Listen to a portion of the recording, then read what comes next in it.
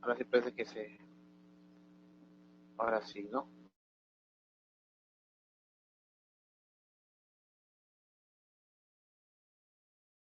Continuar. Muy bien. Entonces, vamos a seguir. Sí, por favor, vamos a continuar. Se nos queda justamente con el ejemplo, ¿no? Que les estaba hablando.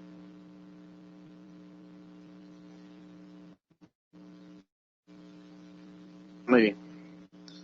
Entonces, les decía, ¿no? Si tuviéramos el tema de los factores de fabricante, no habría problema en ponerlos, ¿no? Pero cuando no lo tengamos, es importante hacer el método de Pringles, que es justamente el tema de la relación entre los caudales, ¿no? Caudal de la bomba uno, 2 sobre caudal de la bomba uno, entre la relación de volumen, ¿no? Volumen 2 sobre volumen uno, para poder determinar el volumen mínimo requerido para el dimensionamiento de la cámara para la cámara de bombeo, ¿no? Que es lo que se requiere para estos diseños, ¿correcto? Ahí tenemos ese cuadrito.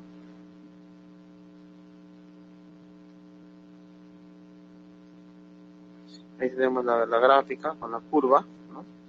Que garantiza justamente la distribución adecuada de la relación entre las bombas, ¿no? Que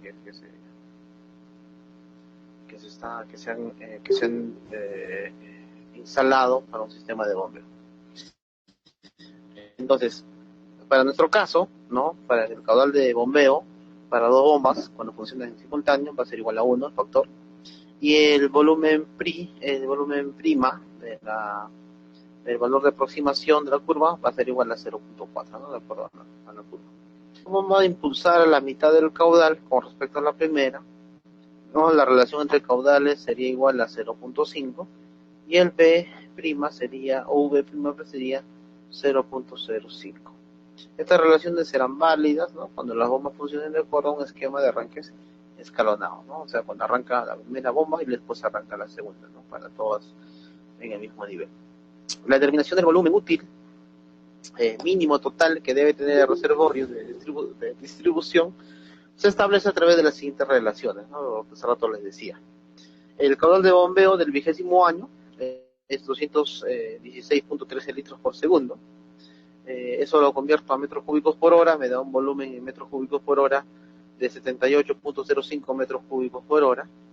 El factor de simultaneidad de electrobombas es 0.65, sacando del fabricante.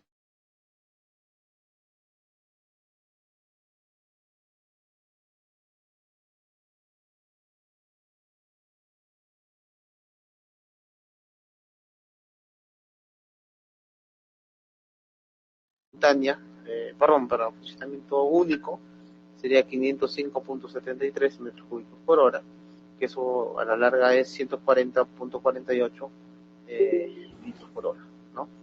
Entonces tenemos la frecuencia de arranques máximos sucesivos de la electrobomba de 6 arranques por hora. Tenemos el tiempo de arranques mínimos sucesivos por electrobombas de 10 minutos y el factor de seguridad, que es 1.15. Entonces, para poder calcular ese volumen mínimo, ya tengo las condiciones de los datos, ¿sí? Ya tengo las condiciones de los datos que me pide.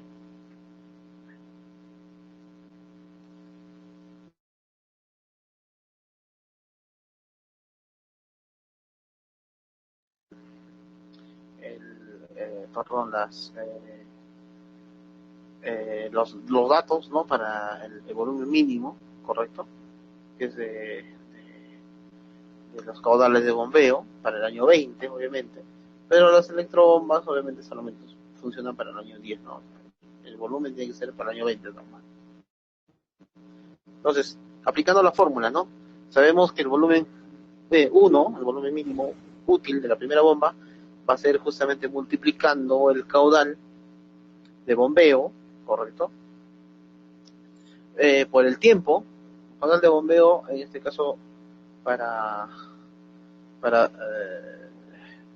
de una electrobomba, ¿no? Es de 500 o 140.48 litros por segundo. El tiempo es de 10 minutos, ¿correcto? Y todo eso dividido entre 4. O si no, también el caudal de bomba, ¿no? De bombeo para 20, que es simultáneo, dividido entre 4 por el Fx, que viene a ser la frecuencia de arranques de electrobombas. Haciendo esa división, esa multiplicación, el volumen útil, la primera, el volumen útil va a ser de 21.07 metros cúbicos para nuestra primera cámara de bombeo, y multiplicado por el C, que viene a ser el factor aquí, factor de seguridad 1.15, el volumen útil adoptado para la primera bomba va a ser igual a 24.23 metros cúbicos. Entonces, el volumen útil mínimo para el reservorio total, ¿no? Va a ser justamente la relación, ¿no? Caudal de bomba de la bomba 2 entre caudal de la bomba 1, ¿sí? La relación de caudales de bombeo me va a dar un valor de 1, ¿correcto? Porque ambos se relacionan con el mismo caudal, ¿no? Mismo caudal tienen ambas bombas. La relación entre volúmenes es de 0.40, de acuerdo a la relación sacada en el diagrama de Prince, y el volumen 2, por lo tanto, el volumen útil de la bomba, viene a ser la multiplicación de 0.4 por 24.23, ¿no? Y eso nos sale un valor de 9.69 metros cúbicos de la bomba. Entonces, por lo tanto, el volumen total de reservorio, o del volumen 1, que sería 24.23, más el volumen 2, que es 9.69. Por lo tanto, el volumen total mínimo es de 33.93 metros cúbicos. Entonces se supone que para fines de este ejemplo, ¿no? Que la cisterna de construcción existe de 100 metros cúbicos, que tiene capacidad suficiente para evitar el arranque sucesivo de las electrobombas, respetando el sistema de arranques escalonados y parada general de las máquinas en el nivel líquido superior de la misma. Bueno, eso para el caso del ejemplo, pero obviamente ahí tenemos el volumen que es característico de o es el volumen que se requiere para poder el diseño del espacio. ¿Ya? Entonces, ahí tenemos el volumen diseñado ya, calculado, para cada caso, ¿no? O sea, para el caso del bombero. Correcto. Aquí tenemos el volumen por bombero. Entonces, ¿cómo hacemos el cálculo ya de la línea de impulsión? Acá justamente he puesto un cálculo de línea de impulsión. Luego tenemos primero la longitud de la línea de impulsión, ¿no? ¿Cuántos metros de longitud de la línea de impulsión? La cota del pozo, ¿no? Más la cota de reservorio, obviamente la cota del pozo es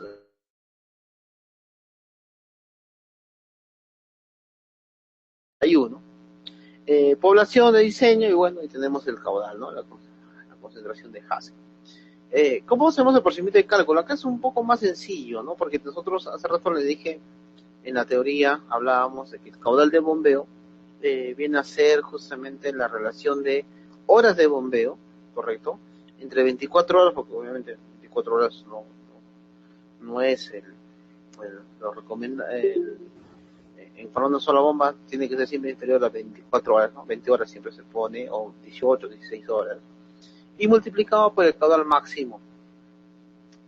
En el caso de, como es una línea de impulsión, en este caso para pozos, en este caso como es una línea de captación, el caudal máximo usa para diseños el caudal máximo diario. En cambio, cuando es el caudal para reservorio, que es lo que hemos visto hace un momento, es el caudal máximo horario, ¿correcto? O sea, son dos tipos de caudales para los dos subsistemas distintos, ¿no? O sea, tema de captación, tema de plantas, es máximo diario, mientras que para temas de distribución y reservorio es el máximo horario, ¿correcto? Es por eso que el caso del ejemplo anterior era así, ¿ya?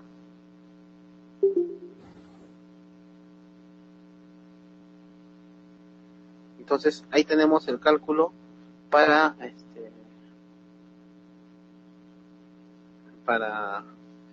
la línea de impulsión, ¿no? Pero considerando como un pozo de bombeo, ¿correcto?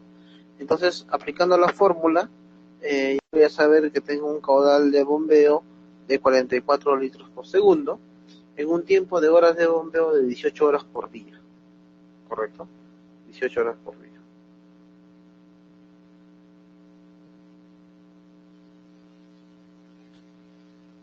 A ver, entonces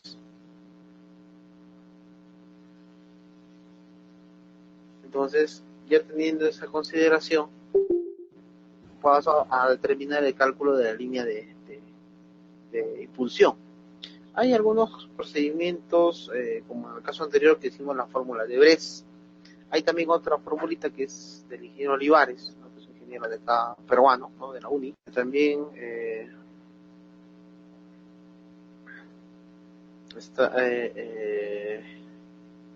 se está se usa en el caso de diseño de líneas de impulsión.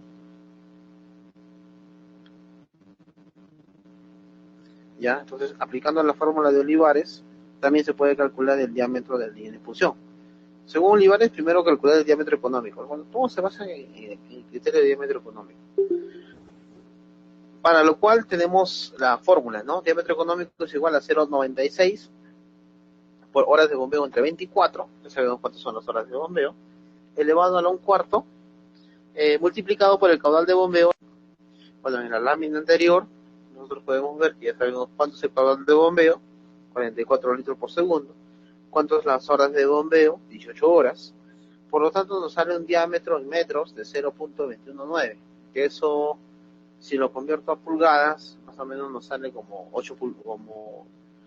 200 milímetros, 220 milímetros, casi un poco más de 10 pulgadas, ¿no? Entonces, ahí tenemos el cálculo, ¿no? De 8.62 pulgadas, se redondea al máximo superior comercial, ¿no? Que es 10 pulgadas.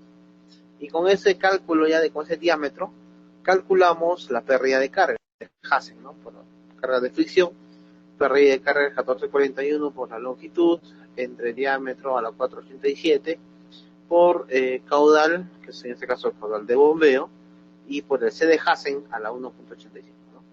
Al final de todo sale una pérdida de carga de 4.32 metros.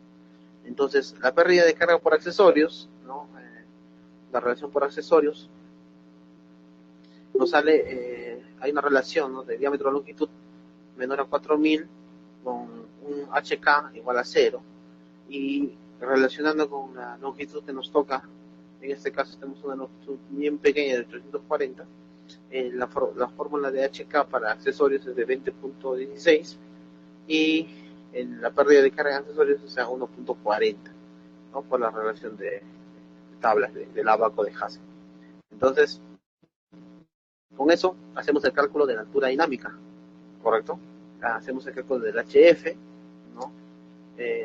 La altura de estática, ¿no? El HK, la altura de succión y la presión de salida, ¿correcto? Haciendo la sumatoria de todas esas alturas, ¿no? Ahí tenemos la pérdida de carga 4.32, el HK 20.16, la diferencia de nivel también de 261 a 230, ¿no? Ahí también tenemos el nivel estático, ¿correcto? ¿Sí? Un valor de 23 metros, ¿sí? 23 metros de altura estática, ¿ya? Y la presión de salida, que es 3 metros de columna de agua, nos da, perdón, la presión de salida, que es 6 metros de columna de agua, ¿sí? Nos va a dar un valor de altura dinámica total de 64.89 metros, ¿correcto? Entonces, esa altura geométrica de 41.36, ¿no? Es la que sale desde el nivel de pozo más la altura de succión, y la presión de salida en los puntos, en la descarga de 6 metros de columna de agua. Esta altura dinámica total nos sale 64.86 metros. Entonces, sumando ya las pérdidas de carga tanto en accesorios como en tubería. Entonces, aplicamos la misma fórmula para la potencia de la bomba. Sabemos que el caudal de bombeo es 44 litros por segundo, multiplicado por la altura dinámica total, que es 64.89, y dividido entre 75 por la eficiencia, ¿no? Para este caso, para este tipo de bombas, de eficiencia es de 0.7. Por lo tanto, la potencia va a ser igual a 54.38 HP. A esa potencia hay que multiplicarle por el factor de 1.25, que sale 59.82 HP, que es la potencia de diseño. Y bueno, la potencia recomendada, porque bueno, en el mercado no hay 59.82 HP, es de 60 HP para la bomba, ¿no? Entonces, para una sola bomba tenemos un caudal de bombeo con 60 HP, ¿correcto? Para ese tipo de bomba. En caso de los otros, por ejemplo, si tuviéramos dos bombas, tres bombas, lo podemos dividir el caudal, ¿no? Entre tres, o si no, calcular el caudal para cada bomba, y cada bomba tiene una diferente potencia, ¿no? Una potencia para tal bomba, la bomba de arranque 1, la potencia para la bomba de arranque 2, o si no, la potencia para la bomba de arranque 3. Una vez que ya obtuve estas dimensiones, estos datos técnicos, que es la potencia, altura dinámica, me voy a la selección de bomba, donde hay varios modelos de bomba, ¿no? Por ejemplo, en el ejemplo tenemos de la bomba a utilizar es el modelo 7R WAL OD 5.0 revoluciones por minuto, 140-50, ¿no? Para cumplir todos los requerimientos del caso, de acuerdo al catálogo, ¿no? No sé bien qué es el catálogo de las bombas. Acá hay que tenerlo a la mano para poder hacer los diseños correspondientes. Asimismo, con este método también puedo calcular el diámetro económico, ¿no? Como le dije hace rato. Y ahí yo tengo pues dos condiciones, ¿no? Tengo varios diámetros para poder comparar, para poder calcular.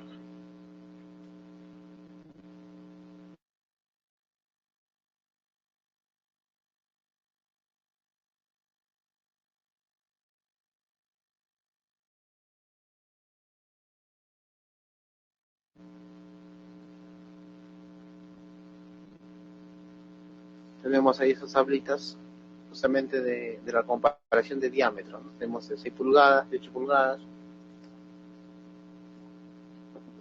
y de 10 pulgadas, ¿sí? Que son las que se usan para la comparación de precios. Para ambos diámetros se saca la velocidad, ¿no? Por el método forma de Hassen, ahí tenemos velocidades de 2.41, 8 y de 10. Sabemos que mientras más se achica el diámetro de la sección, más velocidad, y mientras más se amplía, menos velocidad. Por lo tanto, la relación largo-distancia, tenemos ahí el largo diámetro, esta es la relación largo-diámetro, nos da relaciones por encima de 288, 163, las pérdidas de carga por accesorios, para cada caso nos sale 742, para el 6, 3235, para el de 8 y 096 para el de 10. La pérdida de cargas, perdón, por longitud, obviamente si hay menos velocidad, menos pérdida de carga. La pérdida de carga por fricción total, ¿no? Tenemos ahí la sumatoria de la pérdida de carga de accesorios y la pérdida de carga de la conducción. La altura dinámica total, que es la sumatoria del nivel estático, más la presión de salida y más las pérdidas de carga. Tenemos la potencia calculada, ¿no? Ahí tenemos la potencia 96.86, 26.56, 27.62, 12.17. La potencia instalada, ¿no? Ahí tenemos 106, 30, 13, H.9, costos por tubería, ¿no? Ahí están los costos por tubería para una tubería por metro lineal, ¿no? Sale el tema de costos. El costo por equipo, más o menos por cada, mientras más potente es, mientras más potencia se utiliza, obviamente más caro, ¿no? 1016, 715, 568, para potencias más pequeñas. El costo de energía, entonces cuando es una simulación del costo de energía de una determinada zona, ¿no? Que generalmente a veces está 50 centavos de dólar, 30 centavos de dólar por metro cúbico, o 2, 3 dólares por metro cúbico, ¿no? Dependiendo.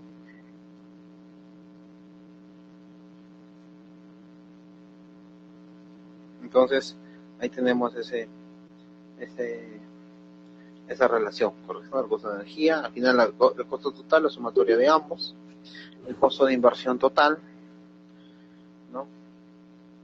Inicial, ¿no? Y el valor presente y el costo total, ¿no? Ahí tenemos esta relación de esos. cuadritos.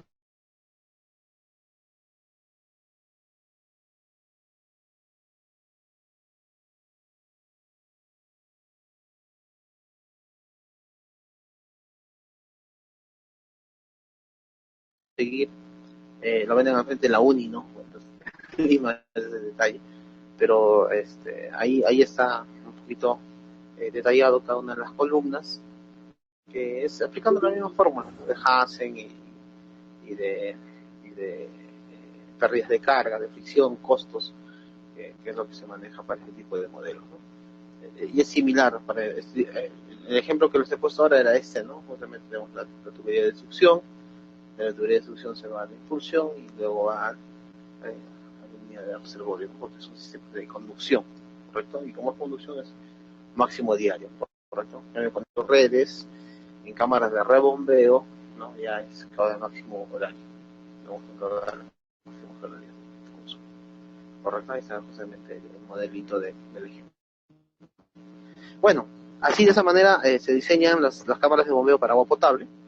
Ahora vamos a hablar un poco de las cámaras de bombeo para lo que se refiere exclusivamente para aguas residuales, ¿correcto?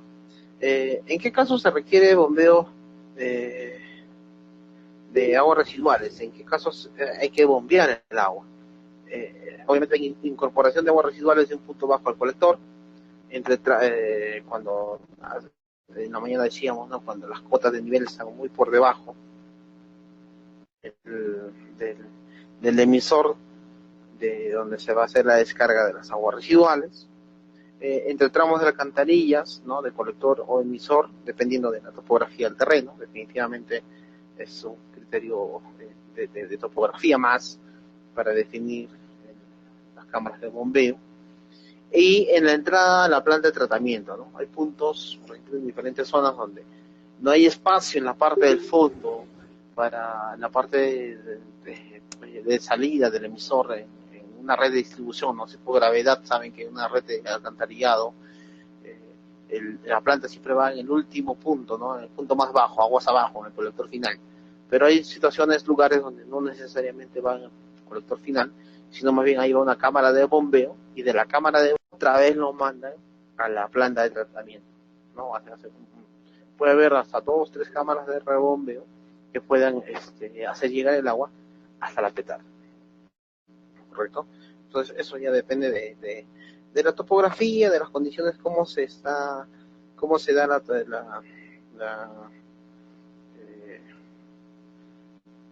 eh, eh, el levantamiento topográfico.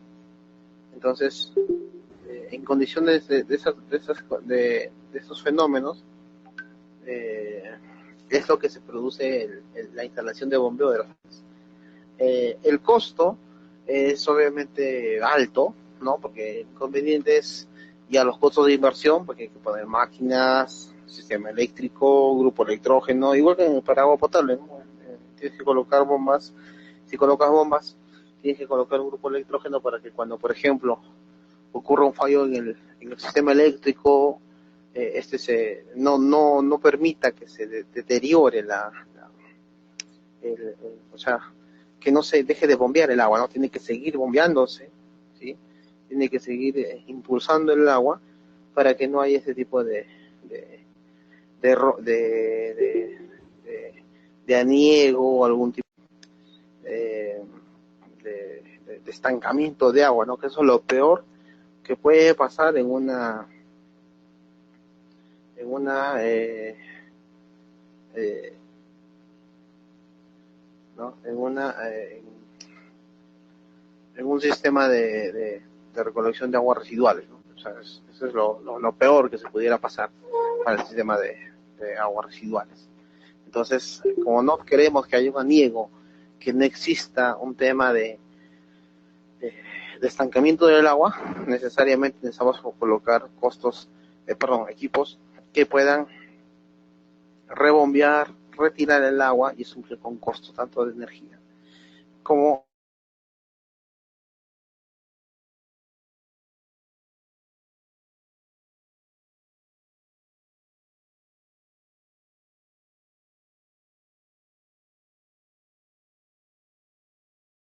de aguas residuales, ¿qué es lo que hace diferente al de agua potable? Es que en los de aguas residuales, por ejemplo, tenemos la cámara de bombeo, que la voy a dibujar, ojalá que me salga o sea, chiquito nomás, ¿no? Acá tenemos la cámara de bombeo. De esta cámara de bombeo, aquí está la bomba sumergible, ¿no? Yo voy a bombear hasta un punto colector, hasta una petar, ¿no? Que está al otro extremo de la zona, ¿no?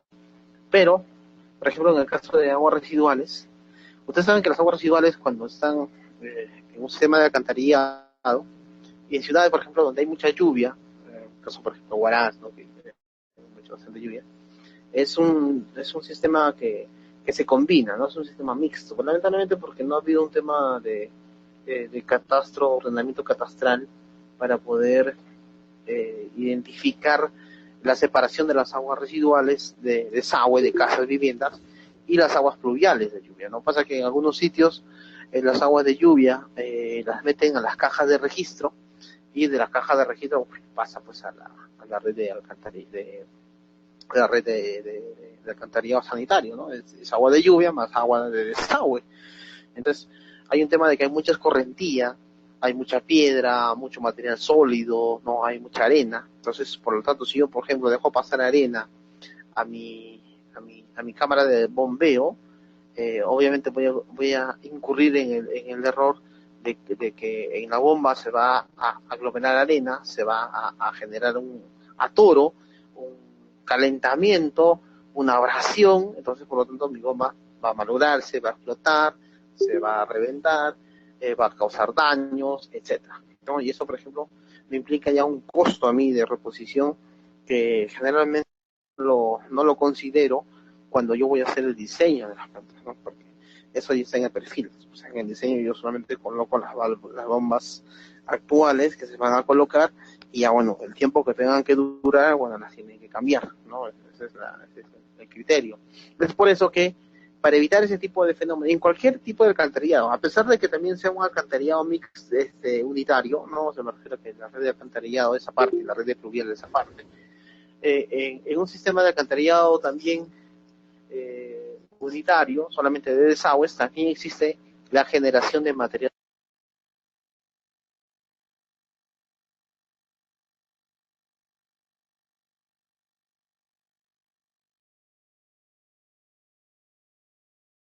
polvo, hay algún tipo de presencia de material sólido que sí genera la acumulación de arenas y material discreto.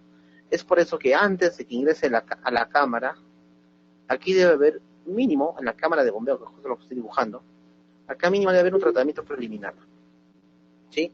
Un tratamiento que, por ejemplo, siempre se coloca o siempre se recomienda colocar cuando son sistemas unitarios, un tema de cámara de rejas, ¿no? Un tratamiento de cámara de rejas que puede ser incluso rejas finas y rejas gruesas, ¿no? Para reducir el tamaño de los elementos sólidos que caen al desagüe, porque lamentablemente en el desagüe entra todo, entra bolsas, plásticos, entra pañales, entonces hay que retener toda esa cantidad antes de bombear, porque si yo bombeo con todo eso a mi planta de tratamiento o a mi emisor, que es el otro que llega a la planta, no tiene sentido porque al final la misma, el, el mismo material sólido que se retiene ahí, que malogra el tratamiento,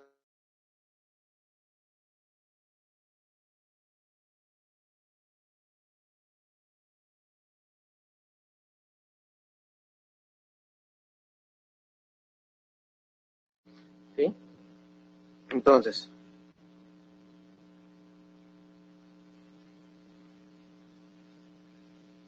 entonces ahí tenemos el pretratamiento, que cuando ya se combina, por ejemplo, con material pluvial, ahí sí es recomendable, aparte de las rejas, aparte del material, de las cribas finas o gruesas, es también colocar desarenadores, ¿no? O sea, en algunos casos sí es recomendable colocar,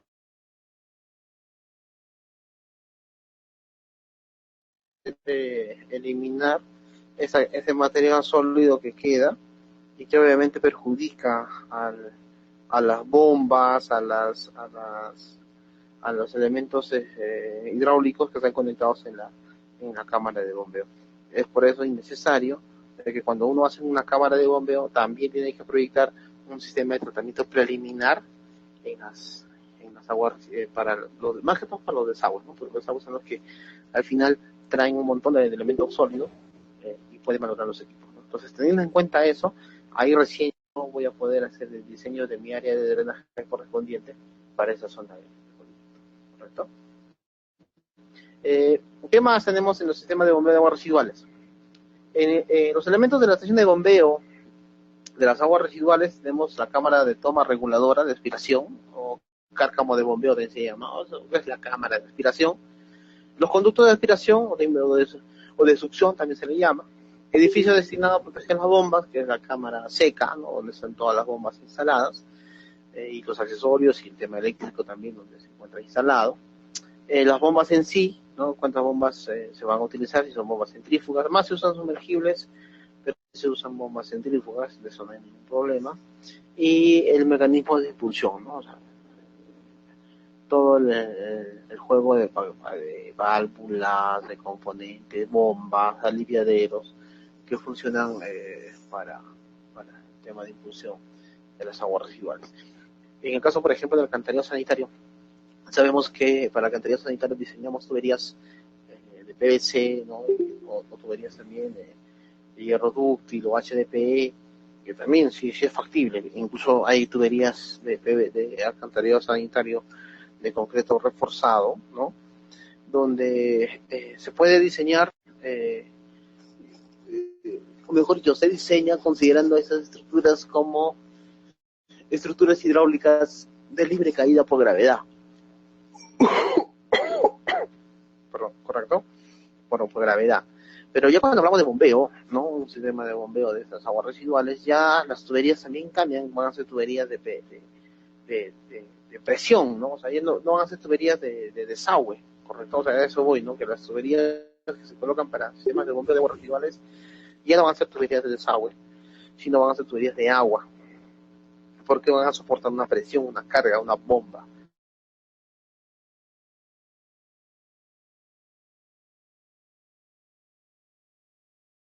Que garantiza una buena resistencia a la presión alta que se puede generar por el desagüe, ¿no?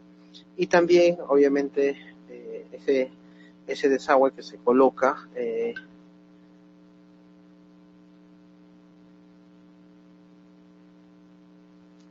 ¿no? Ese desagüe que se coloca es el detalle perdón, el material que se coloca también tiene que corresponder a las características del desagüe, ¿no? No se olviden que el desagüe tiene otras características, tiene otra densidad del agua limpia, tiene otra temperatura del agua limpia, por lo tanto tiene un pH distinto al del agua limpia. Entonces, también las tuberías que se van a proyectar, las tuberías que se colocan ahí, tienen que corresponder al tipo de agua que se está instalando, ¿no? Entonces, hay que tener bastante cuidado al momento de definir el material que se va a disponer en la instalación, considerando que es agua de desagüe. Obviamente no voy a poder pues colocar, por ejemplo, tubería de concreto reforzado sin recubrimiento, o tubería de hierro dúctil también sin recubrimiento, porque tengo que recubrir necesariamente para la generación de algunos compuestos tóxicos que se generan en el desagüe, ¿no? Por ejemplo, uno de ellos es sulfuros, ¿no? O si no, el ácido sulfídrico, que también son componentes muy dañinos para el material, son muy corrosivos, ¿no? La formación, por ejemplo, a veces, la formación de metano también en la parte del fondo de sifones perjudica el tema de formación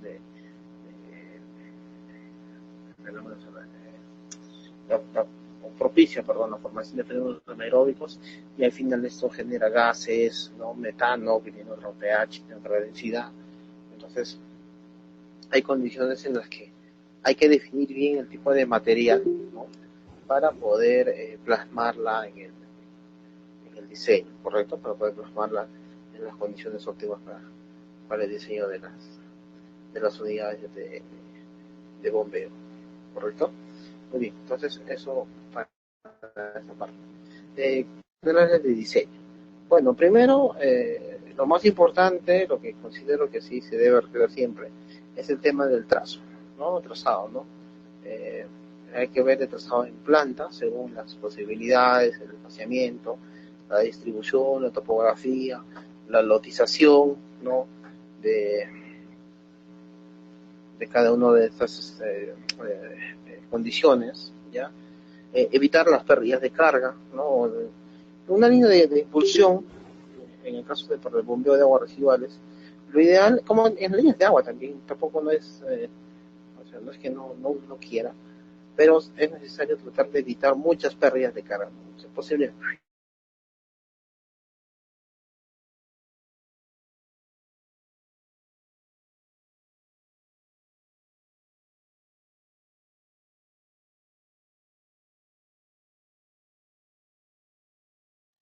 Y eso implica, ¿qué cosa? Colocar accesorios, un codo, no sé, una curva, codo de 45, codo de 90, qué sé yo, ¿no? A medida que se va acrecentando las dificultades en el mismo terreno de, no, de ir colocando la, las, la tubería de impulsión, eh, evita, ¿no? Que se genere mucha pérdida de carga.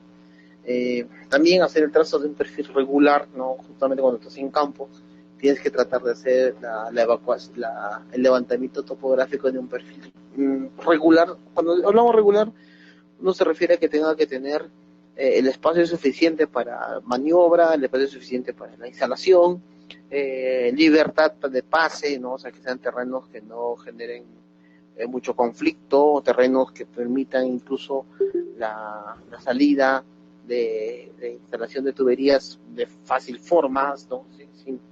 Sin tocar a terceros o propiedad privada. Entonces, que garantice una distribución adecuada, ¿no? Y evitar contrapendientes, que es bueno, lo que siempre se recomienda, ¿no? Tratar de evitar contrapendientes porque genera más pérdidas de carga, pero a veces en campo no es así, pues, ¿no? Lamentablemente está en un pozo y tienes que llevarlo a un nivel un poco pronunciado, ¿no? Una topografía pronunciada, y quieras o no, de todas maneras vas a tener contrapendientes.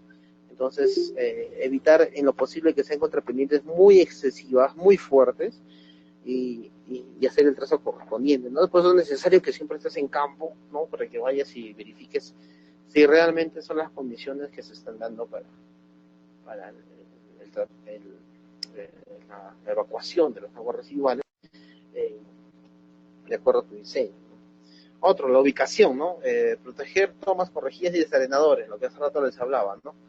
Que es importante que las cámaras de bombeo estén protegidas porque no necesariamente todas las cámaras de bombeo son soporte para poder aguantar tanta presión, tanta cantidad de material sólido, ¿no? Que se va a generar o que se está generando en las plantas de tratamiento.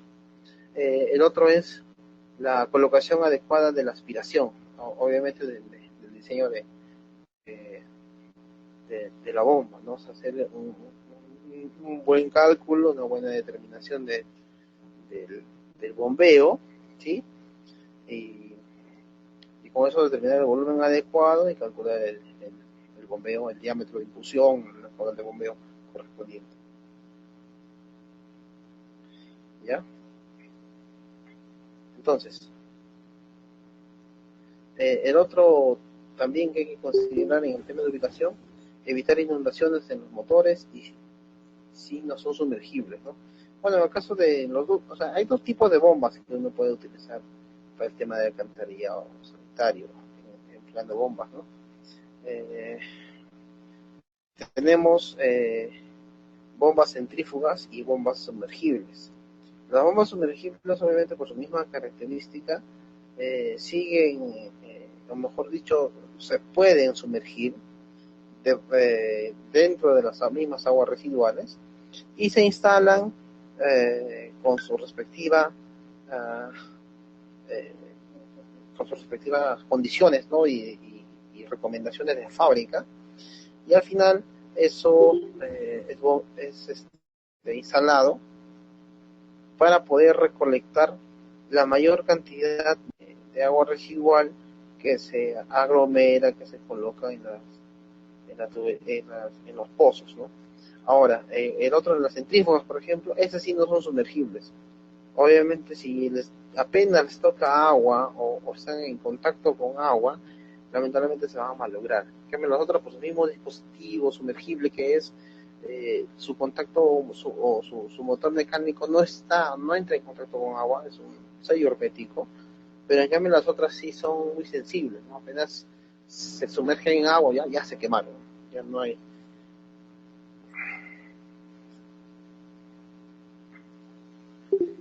Entonces,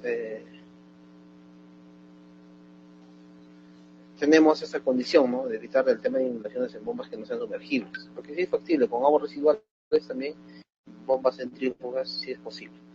Y en el tema de impulsiones, considerar sobrepresión por golpe de ariete y dispositivos, ¿no? Esto hace rato lo que les decía al inicio del curso, ¿no? Que el tema en bombeo es definitivamente los golpes de ariete se pueden dar y son en más frecuencia los que se dan también, pero obviamente si se hace una buena determinación de los materiales, una buena ubicación de los puntos de, de, de distribución, de descarga, ese golpe de ariete se reduce, ¿no? Se reduce su efecto. Pero de todas maneras se da, ¿no?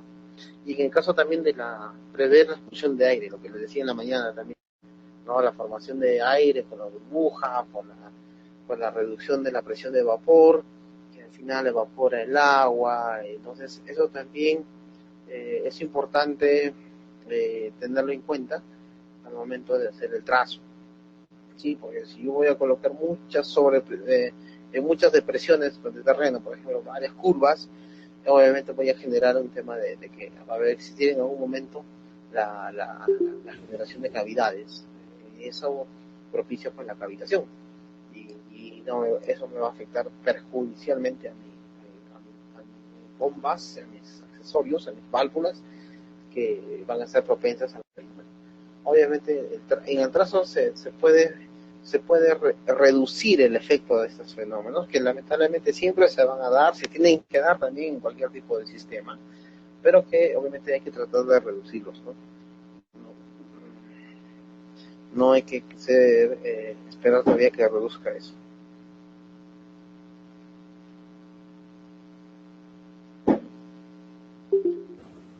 Entonces, tenemos el detalle sobre los sistemas de bombeo. Asimismo, tenemos la elección y justificación de los sistemas de bombeo, ¿no? Será a partir de las curvas características, considerando condiciones normales de marcha y el mejor rendimiento posible, y se escogerán aquellas que proporcionen el gasto y la altura manométrica exigible.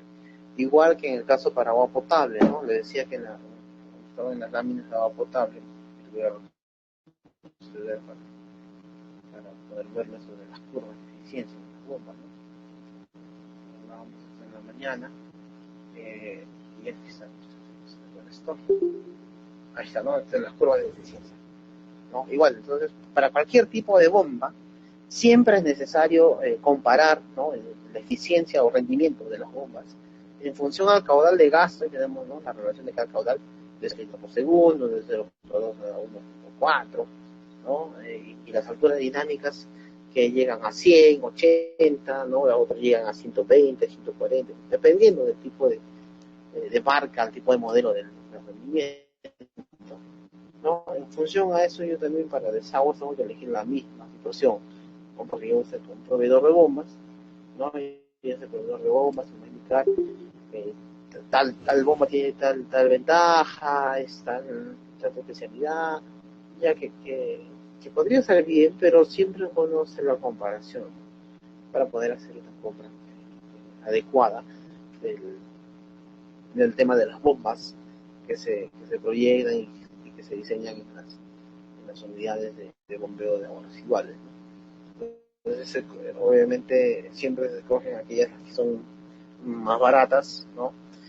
Obviamente cumplan con las condiciones técnicas, ¿no? Que cumplan con el caudal de bombeo, el caudal de gasto, o si no, y también cumplan con la presión de carga que se les requiere, ¿no? O sea, la altura, la altura dinámica que se calcula tiene que ser cumplida por este equipo para que pueda ser garantizado su funcionabilidad y su operación del sistema, ¿no? Que eso es importante. Correcto. Entonces ya tenemos esas condiciones. Muy bien. Entonces ya tenemos esa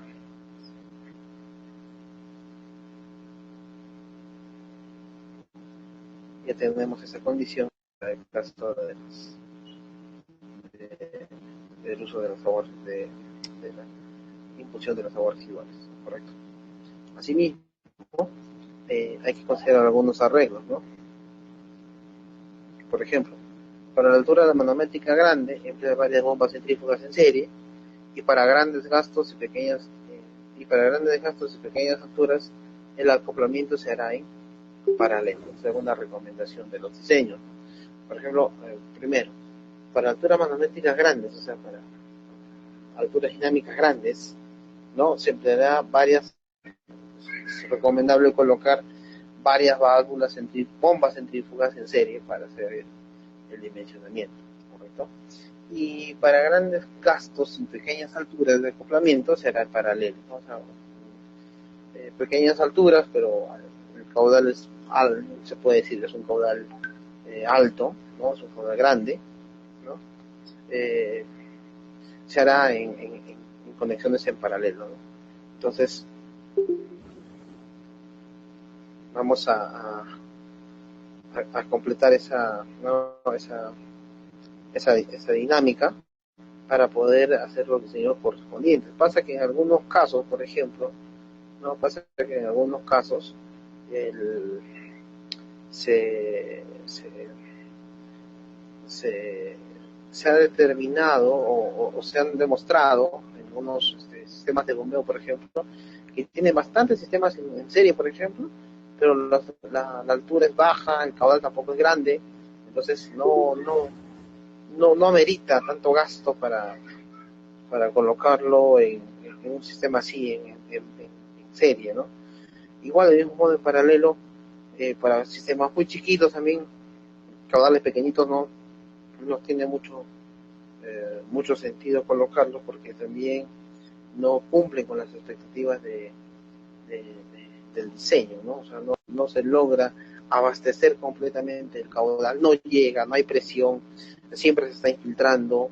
El tema de la bomba queda en seco, se malogra la bomba, no hay, a veces uno proyecta y en el momento de darse cuenta, no se hizo un mal cálculo, una mala pérdida de carga, qué sé yo, la presión no sale, la presión es mínima, ¿no? Y eso ocurre a veces en campo, ¿no? Por ejemplo, a mí me ha pasado de que eso ha ocurrido algunas veces cuando me invitaron a ver algunos sistemas de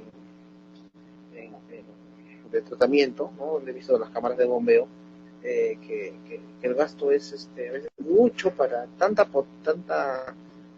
para poca potencia, ¿no? Entonces, a veces el agua está saliendo, mucha presión, y eso ya también es un tema también incluso de hacer bien el estudio de perfil, porque a veces uno lo proyecta para 20 años, dice, no, ya, o 10 años, pero no se da cuenta de que cada 2 3 años hay una sobrecarga, ¿no? Por ejemplo, lo que pasó en la planta de Tahuada en Lima, ¿no? Hay una sobrecarga del, del, del caudal, ¿no?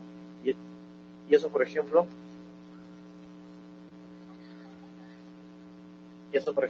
perjudica, ¿no? Perjudica que no, como no hay una capacidad real, una capacidad en exceso que no estaba predestinada en el diseño, lamentablemente el periodo de vida también del proyecto se reduce, se debilita y, y perjudica al equipo, ¿no? Entonces el equipo tiene que gastarse, deteriorarse, implica otra mejora, ya son cosas que ya no, a veces escapan de las manos y ocurren, ¿no? Eso es generalmente en ciudades grandes donde yo he podido ver eso. Eh, contener o diseñar reserva contra averías, dice, ¿no? Si la potencia instalada, por ejemplo, ¿no? Es inferior a 10 caballos de voltaje, ¿no? A 10 CV, se establecerá a base de un grupo de igual capacidad que el de trabajo. Y si es superior, se instalarán 3 grupos, 2 de trabajo y uno de reserva. Bueno, esa es una de las recomendaciones que es factible utilizarla, pero siempre hemos hablado del inicio del curso de que las bombas siempre es colocarlas dos, ¿no? Siempre tener una de reserva, tener una de reserva.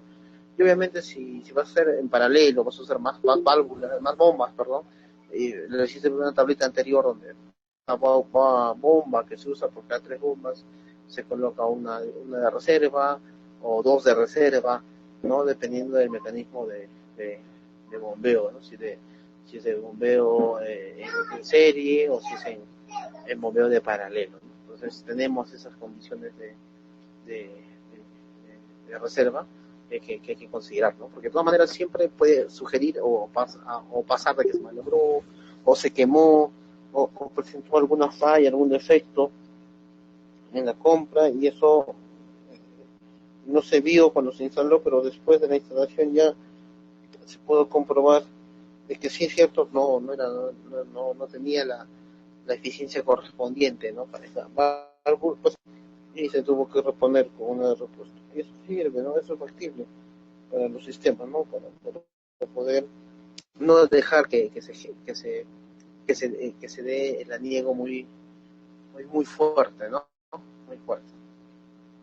¿Ya? Entonces, eso tenemos en cuenta. Otra cosa importante también es lo que, por ejemplo, pasó una vez en Lima, ¿no? En Villa María del Triunfo, donde se hizo un aniego justamente por el tema de las bombas, ¿no? Justamente se tenía solamente dos bombas y las dos bombitas se malograron. Y ya, pues lamentablemente, como se malogró esas bombas, no había eh, bombear, o sea, cómo evacuar esos aguas que estaban estancados en la cámara de bombeo. Entonces, lamentablemente se tuvo que generar el aniego dentro de la cámara de bombeo, tuvo que rebosar, ¿no? Afuera, a la calle, ¿sí? Y lamentablemente, pues, genera un poco de malestar, generación de moscas, todo por no tener una bendita bomba de reserva, ¿no? Eso es importante para poder mantener operado el sistema, ¿sí? A pesar de que existan eh, poco, o digan, no, ¿para qué voy a poner dos bombas? Suficiente con uno, a veces ese es el criterio, ¿no? De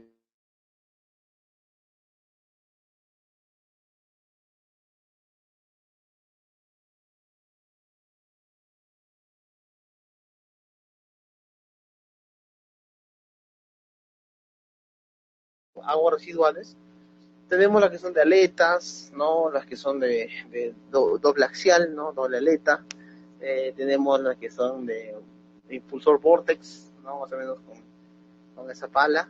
Impulsor monoconal. Y tenemos los que son nuestros impulsores de dos canales.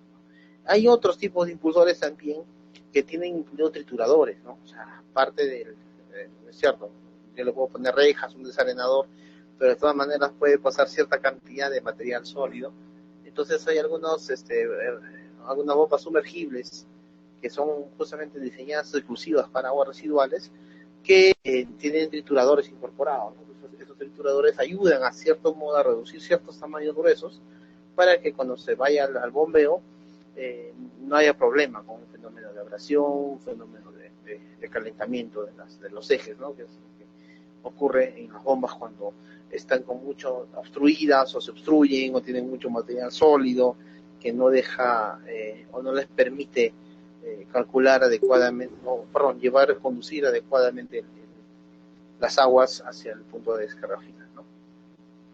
Así también tenemos aquí las gráficas, ¿no? De las características de las bombas. Tenemos para cada tipo para cada tipo de impulsor, ¿no? Tenemos para el vortex, para el canal, para los canales, ¿no? Tenemos el gasto y en este lado, ¿no? Acá se puede apreciar, ¿no? Tenemos aquí el gasto, esta parte de aquí, ¿no? En la parte de aquí. Y tenemos aquí la altura dinámica, ¿no? Que es una buena altura de carga, ¿no? Que va a soportar el flujo, ¿no? Entonces igual sabemos el cálculo, tenemos la altura de carga y comprendemos y verificamos, ¿no? Por ejemplo, cuál de las curvas son las más propicias o qué eficiencia tiene, ¿no? La más próxima, ¿no? Por ejemplo, se le tocó este caudal y luego me tocó esta carga, ¿no? Por ejemplo, acá voy a tener un punto de, de, de objetivo o de resultado del ensayo, ¿no? Y obviamente tengo que verificar cuál es de las eficiencias más próximas a, a utilizar en una cámara de desagüe, definitivamente, ¿no? Para poder darle el diseño correspondiente que se da para ese tipo de bombas, ¿correcto? Acá también tenemos otras imágenes de las bombas ya sumergibles, lo que hace rato les decía, ¿no? Por ejemplo, es una bomba sumergible en un soporte con conexión de manguera. Esta versión de instalación se utiliza en instalaciones temporales o portátiles, ¿no? Esta, ¿no? Es la que bombea, ¿no? Esta es la succión para que ingrese el agua, ¿no? Y esta de aquí es la que bombea, es por donde sale el agua residual de los tipos de bombas. Aquí, asimismo, tenemos la instalación de bombas de columna. Está apoyada en un anillo de asiento cónico instalado en el fondo de la columna, ¿no? Acá tenemos el anillo, está instalado, y esto funciona como si fuera un sostenedor que lo jalan hacia arriba para cambiar la bomba, ¿no? Y acá tenemos la bomba sumergible y su succionador, ¿no? La succión para que pueda bombear el agua hacia los puntos más altos, ¿no? Tiene más las características importantes o no, específicas de las bombas sumergibles, ¿no? Que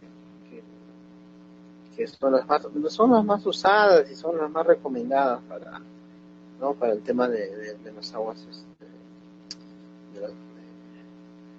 de aguas residuales, ¿no? Para el tema de bombeo de aguas residuales. Entonces, desde mi punto de vista me parece que son más efectivas y son más empleables que,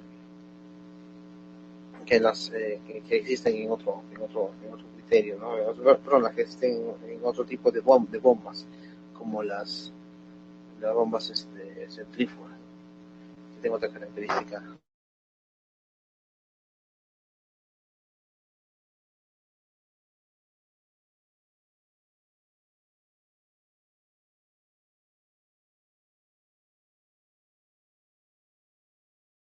Calidad de materiales y, bueno, obviamente el catálogo de fabricantes, que eso es necesario.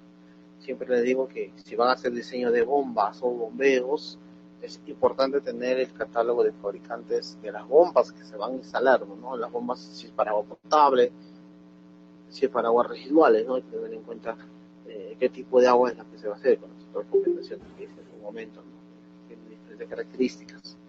El otro componente para el sistema de bombeo de las aguas residuales es el motor. Los motores en su mayoría son eléctricos, no deben ser geométricamente sellados, construidos para servicios continuos y operar con temperaturas mayores de 40 grados. Puede ser de eje hueco sólido, se puede emplear también motores de diésel o gasolina, y la velocidad de los impulsores debe ser de 800 a 1800 revoluciones por minuto. Ahora, bueno, eso también hay que tener bastante cuidado o comprobación, mejor dicho, en los catálogos también. O sea, cuando el fabricante te vende motor y bomba, ¿no? Lo recomendable es que siempre te vendan motor y bomba. Pero bueno, en algunos casos puede ser que no, pues en un lado consigues motor y en otro consigues la bomba, ¿no? Entonces, hay que tratar de conseguir de una sola casa, de una sola fábrica el tema de bomba, ¿no? Para con bomba y motor, para no tener el inconveniente de que a lo mejor no es compatible, no tiene la capacidad, no ha sido eh, diseñado de acuerdo a lo que se estaba planteando al inicio, ¿no? Y el otro componente de lo que se refiere a las bombas de aguas residuales, ¿no? Es justamente el tema de la transmisión. Y esa transmisión justamente es un eje o es un cable, ¿no? Que debe tener una longitud para que pueda enviar el tema de arranque y parada de bomba, ¿no? O sea, cuál es el criterio para arranque de bomba, parada de bomba,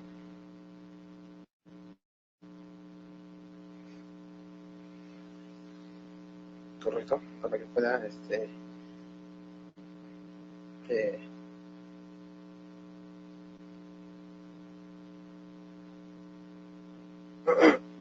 para que se pueda transmitir adecuadamente el tema de de operatividad de la bomba. Más que todo es por eso, ¿no? Más que todo es para que pueda funcionar adecuadamente el tema de bombeo.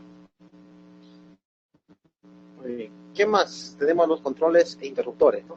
Que son exclusivamente dispositivos, sí, que son dispositivos que se colocan o bueno, que se proyectan.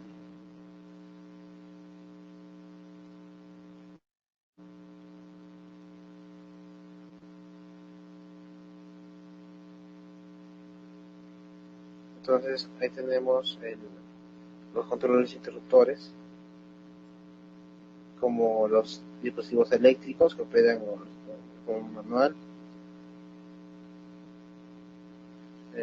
y también de forma automática. Y también tenemos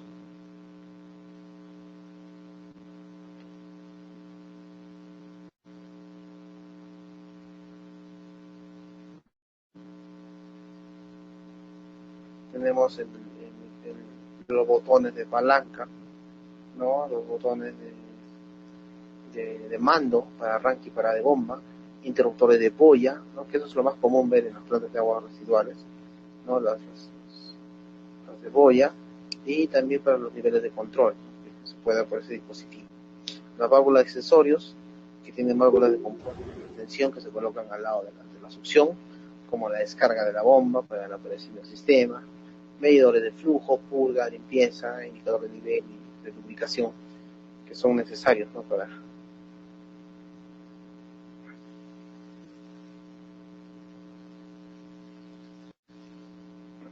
que tiene mucha necesidad de colocarlos en los sistemas de bombeo, ¿correcto? Hay válvulas de, de descarga que son necesarias para el tema de mantenimiento, el tema de operación, y obviamente sí o sí el tema de medidores también es importantísimo en las válvulas, en los sistemas de bombeo, para poder medir la cantidad de agua que se está descargando, ¿no? O sea, todo tiene que ser medible, ¿no? A veces uno piensa que, bueno, ya coloco mi cámara de bombeo, pero no lo colocan, por ejemplo, el tema de medidores, ¿no?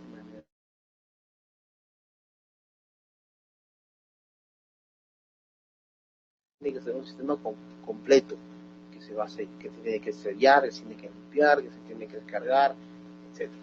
Y asimismo, con estos controladores e interruptores, que pueden ser manuales o automáticos, que funcionan con arranque, con boyas, están las alarmas, ¿no? Cuando los niveles de agua suben a la cámara, se presentan situaciones peligrosas, se necesitan dispositivos eléctricos que se instalan en niveles, ¿no? Entonces, eso ya indica, por ejemplo, el sonido de alarmas o la ubicación de alarmas, para poder estar atentos de que si sucede algún tipo de exceso de agua, algún tipo de aniego, de descarga innecesaria, un tipo de acumulación también innecesaria en las plantas de tratamiento, bueno, en este caso las cámaras de bombeo para los sistemas, ¿no? Ahora, eso también, por ejemplo, hoy en día ya es mucho más fácil porque hay aplicativos en internet, aplicativos en celular, que tú de frente los bajas y puedes estar controlando, ¿no? Tu sistema desde cualquier punto, ¿no? Estás tú en tu casa o estás en tu oficina y ves que tu sistema de bombeo está que se niega, por ejemplo, no funciona el sistema de parada de bomba, no se para la bomba. Entonces, tienes que ver la forma de solucionar ahí, lo desactivas en un solo clic, entonces desactivas todo el sistema y desaguas todo el sistema de bombeo, ¿no? O sea, es interesante, en Sedapal lo hacen, ¿no? En otras EPS creo que también están iniciando bastante ese trabajo de desatorar, de desaguar, que ayuda significativamente al tema de operación y mantenimiento. Quizás obviamente eso involucra que bueno, ya no hay un operador, pues no hay un operador que se va a encargar de cerrar, abrir la válvula. Simplemente haces un clic y determinas que se cierra o se abre, pues, y listo.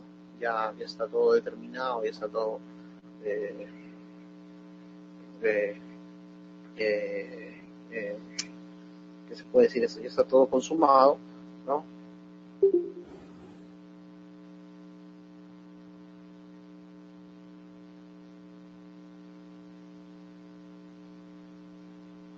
Correcto. Entonces, ahí tenemos el, el mecanismo de, de control, ¿no? Que ya hoy en día es mucho más sencillo. Y bueno, las bombas sumergibles en caso real más o menos son esas, son las contrablock, por ejemplo, que son de impulsor cerrado o también llamado de impulsor vortex, ¿no? Que se instalan con un sistema de impulsor de recirculación interno y un intercambiador de calor optimizado para que no se sobresature, no se caliente el motor y que obviamente eh, no llegue a condiciones de que se va a saturar o se va a quemar el motor, ¿no?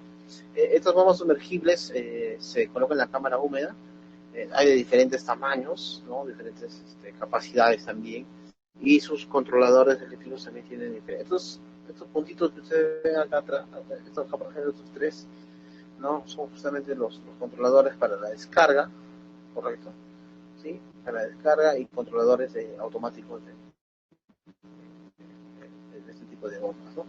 Acá, por ejemplo, tenemos otra bombita, que esto es un poco más para lo que es instalación domiciliaria, ¿no? Esta bomba sumergible de desagüe, bueno, que hace con sus especificaciones en inglés, ¿no? Pero que tienen una capacidad máxima de 68 galones por minuto, tienen un espaciamiento de casi 4 pulgadas, ¿no? de tamaño. También se utiliza en diámetros de hasta un cuarto de pulgada, en la norma técnica, máximo flujo que va a soportar es 68 galones por minuto. La máxima carga es de más o menos 41 metros de columna de agua. La entrada hidráulica es de 23 litros por minuto. La presión hidráulica más o menos está llegando a 1800 psi como máximo, los bares, y el peso de cada una de esas equipos de bombas sumergibles es de casi 4 kilos, 9 libras aproximadamente, ¿no? Tiene que justamente estas registras también ayudan y facilitan el tema de que no se malogre rápidamente. Acá tenemos otra bomba sumergible, ¿no? Que es una bomba para trituración, así viene con triturador, el triturador viene acá, ¿no? En la parte de aquí, acá viene el triturador, los ejes, correcto, es una bomba de modelo S4SHR, con una capacidad de 57 litros por minuto, ¿ya? El material es de carbón cerámico, ¿no? De carbón de silicona, ¿no? Aceite hidráulico, ¿no? Hasta 100 grados Fahrenheit más o menos, ¿no? 64 grados centígrados. El, el ingreso de caudal es hasta 15 galones por minuto, ¿no? La presión máxima de 2100 psi, ¿no? De bares, y la fuente de energía, o sea, es hidráulica, ¿no? El sistema hidráulico de energía para el mecanismo de estas bombitas de sistemas de bombeo para, para el sistema de agua residual, ¿no? Eso es importante.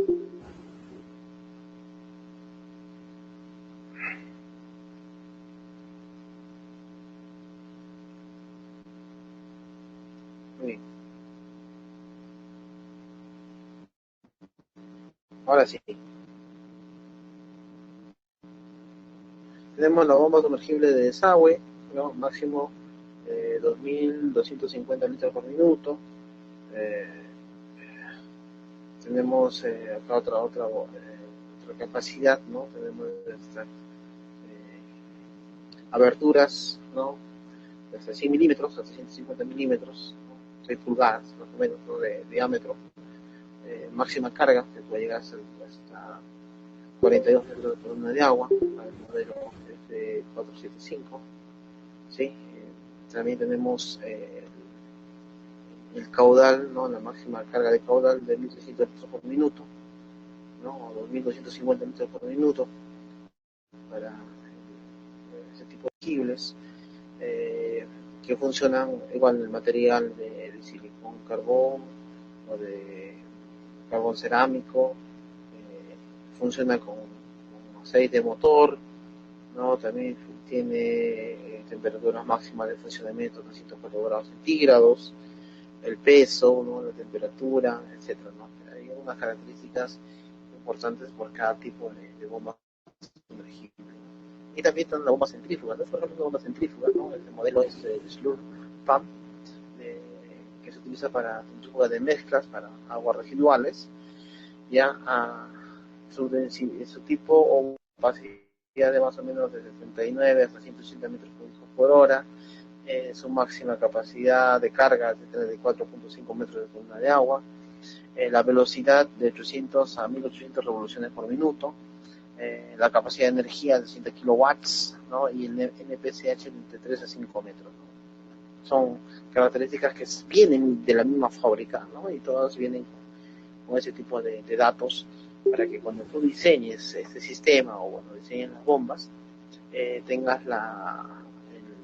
el mecanismo de poder comparar, ¿no? De poder, que así se está dando o si se está propiciando el tema de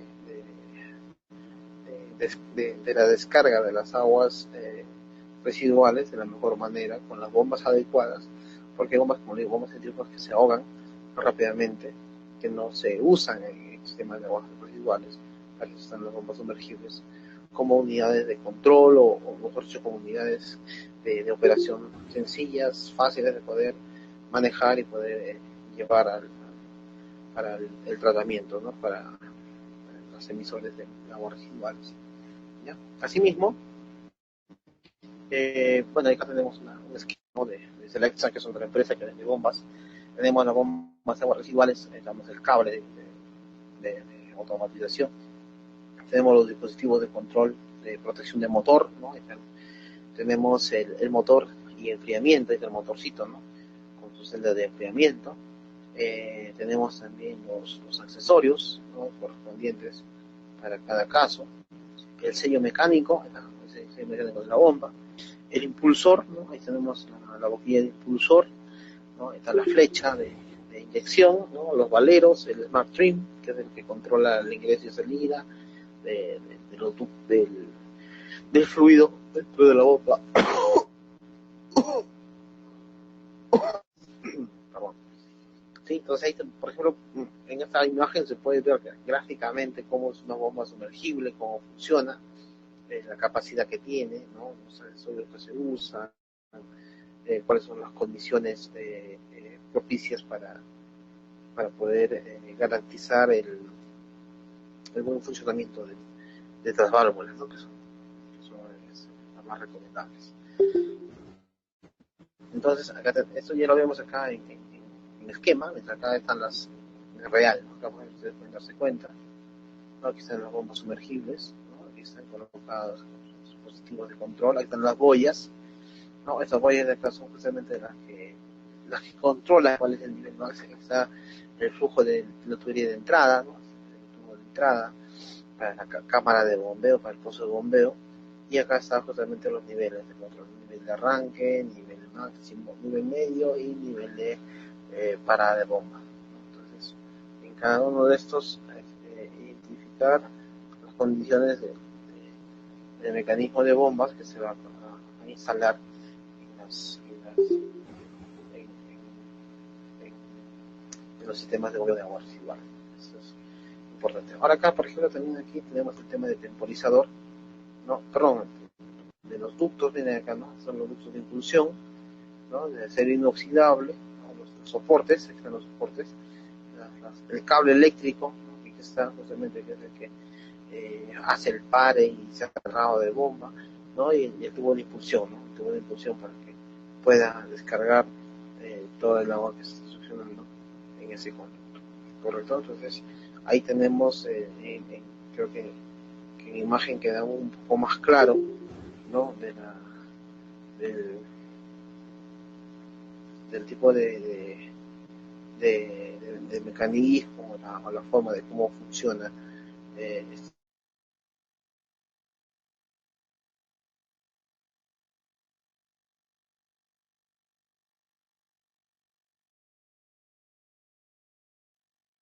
Tenemos acá otro, ya cuando estás en físico, la instalación física, y toda la instalación en plano, ¿no? O sea, la instalación en plano, y podemos ver, acá tenemos la caseta, la cámara húmeda, que es el pozo de bomba, el pozo de agua residual, y a este lado de aquí está la cámara seca, donde están justamente los accesorios, ¿no? Están las T's, está la válvula check, está la válvula compuerta. Entonces, y a este lado, ¿no? Quizá se puede, ¿no? Se ve acá el punto de impulsión, la bomba sumergible, hasta con la cadena de protección, con el cable eléctrico para el tema de parada y arranque de bomba, ¿no? Ahí están los niveles, ¿no? Se ve que con sus abrazaderas, se bombea hasta el punto de salida donde se va a hacer la descarga de las aguas residuales. ¿No? Esto es más o menos un esquema del diseño del volumen de este tipo de sistemas de bombeo para agua residual. En la mayoría de casos siempre se diseña así como si fuera un pozo, ¿no?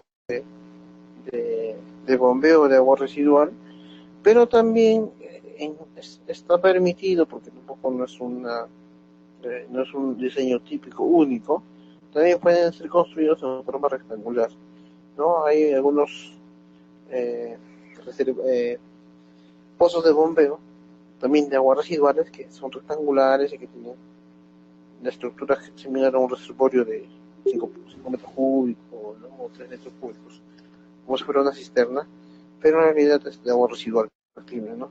Pero que en la mayoría de casos, para el uso de válvulas sumergibles, eh, siempre se coloca en forma circular, ¿no? Una circunferencia, eh, la cámara la cámara húmeda del sistema de bombeo de las aguas residuales, ¿no? Esa es la consideración. Ahora, en la presentación de estos planos es importante presentar la leyenda, ¿no? O sea, hay una leyendita, bueno, no sé bien por el tema de la imagen, pero en esa leyenda tienes que colocar qué cosas está yendo en cada componente, ¿no? Ahí, por ejemplo, usted puede ver ahí se está señalando con números, ¿no? Está la acotación, ¿no? Se está acotando con flechas. Entonces, ahí, por ejemplo, es cuestión de, de, de conocer, escribir de manera clara, proponerlo en el plano, porque el maestro de obra, al momento de leer el plano, tiene que determinar o ver si realmente pues, se está cumpliendo, ¿no? Con lo que dice el plano, ¿no? Y el plano tiene que ser bien claro con el tema de colocar leyendas, el tema de colocar las válvulas que corresponde, ¿no? Para ese tipo de modelos, correcto. Acá hay otra disposición, otro modelo, lo que les decía hace rato, ¿no? Lo tenemos redonda, este es por ejemplo rectangular,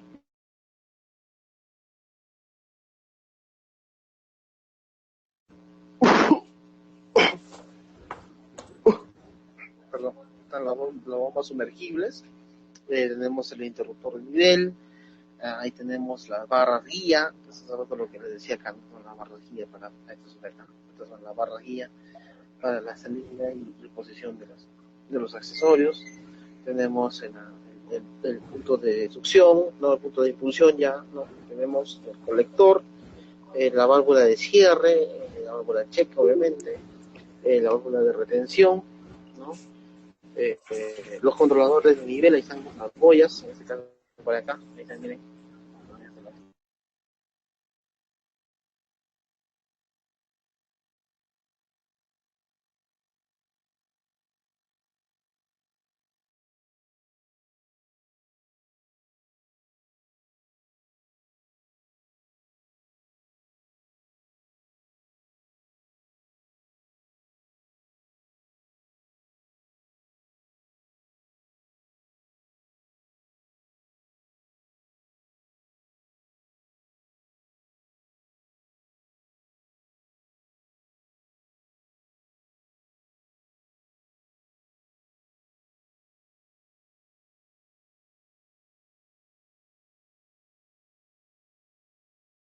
¿No?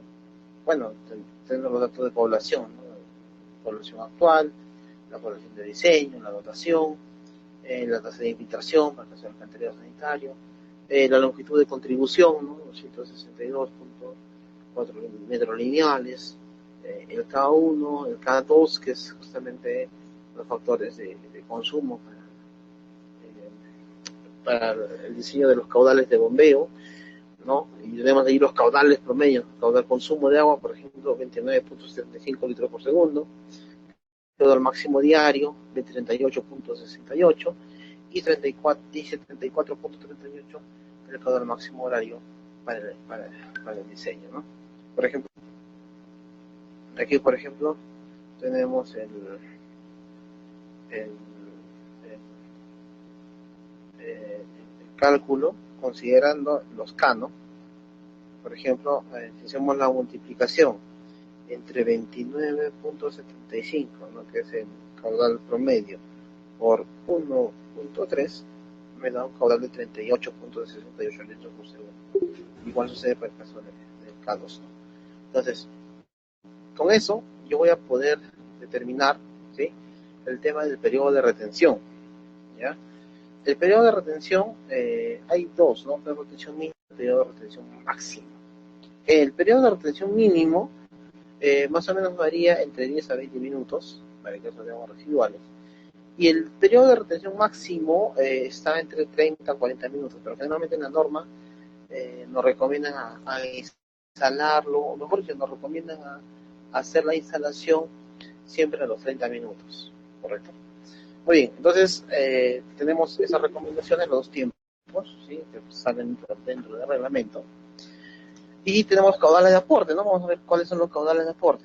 Tenemos el caudal de contribución de desagüe, que es el comercial, tal, ¿no? Sale 16.92 litros por segundo. Tenemos el caudal máximo horario, bueno, en este caso para agua. Y tenemos el caudal de infiltración, que es 0.08 litros por segundo. Caudal mínimo de contribución de desagüe tenemos 42.78. Y para caudal máximo contribución de desagüe tenemos 72.54 litros por segundo, ¿correcto? Entonces ahí tenemos ya ambos tipos de cálculo para el desagüe, ¿no?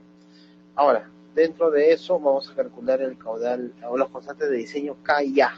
El factor K viene a ser la relación entre el caudal máximo de contribución sobre el caudal mínimo de contribución, ¿correcto? Entonces, ahí por ejemplo hacemos la división, ¿no? Se hace la división, ¿sí? Hacemos la división, acá también estoy con mi calculadora, no se preocupen, entre el caudal máximo, que es 72.54, entre el caudal mínimo, que es 42.59, ¿no?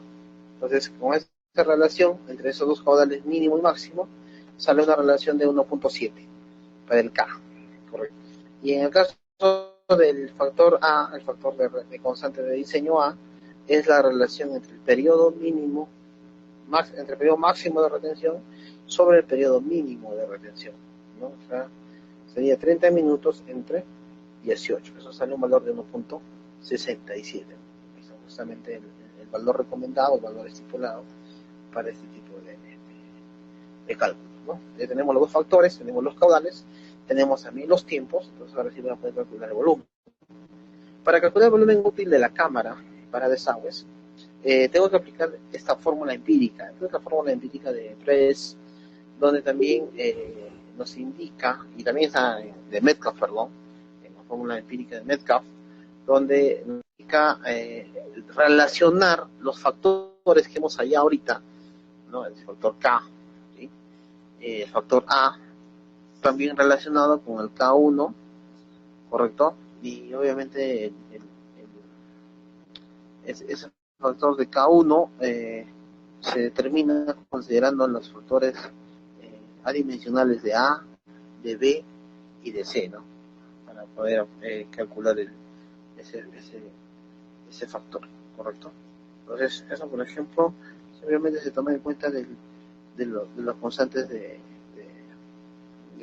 agua que se aplica y calcular el volumen de la cámara.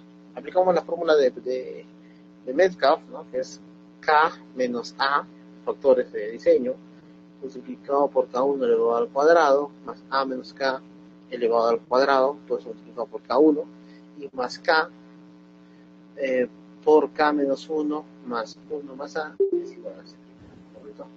Entonces, tenemos esta fórmula para el volumen útil para obtener los valores de A, de B y de C, ¿no? Para obtener el valor de A es K menos A, para obtener el valor de B es A menos K al cuadrado, y para obtener el valor de C es K por K menos 1 por 1 más K más A. ¿Correcto? Entonces, ahí tenemos la fórmula para poder determinar el volumen útil.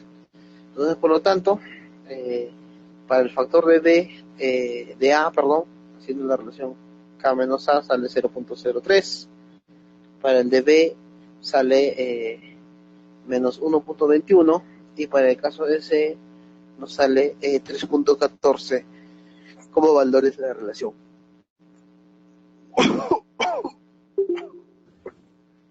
¿Correcto? Entonces, ahí aplicamos, ¿no? B al cuadrado, sabemos que sale 1.46, 4 veces A por C sale 0.36. Entonces B al cuadrado es mayor que 4 veces el valor de A por C. Sí, si ese valor es mayor, ya entonces quiere decir que los factores de cada uno ahora sí son calculables, ¿no? Por ejemplo, para el K1 voy a tener la relación, ¿sí? De A más B, A de B más B al cuadrado menos 4A por 0, 0,5 entre 2A, y el otro es menos, ¿no? Negativo. El otro suma, se hace la suma, sale 39.41, y en el otro que es la diferencia sale 2.74. El volumen útil, esa es la fórmula.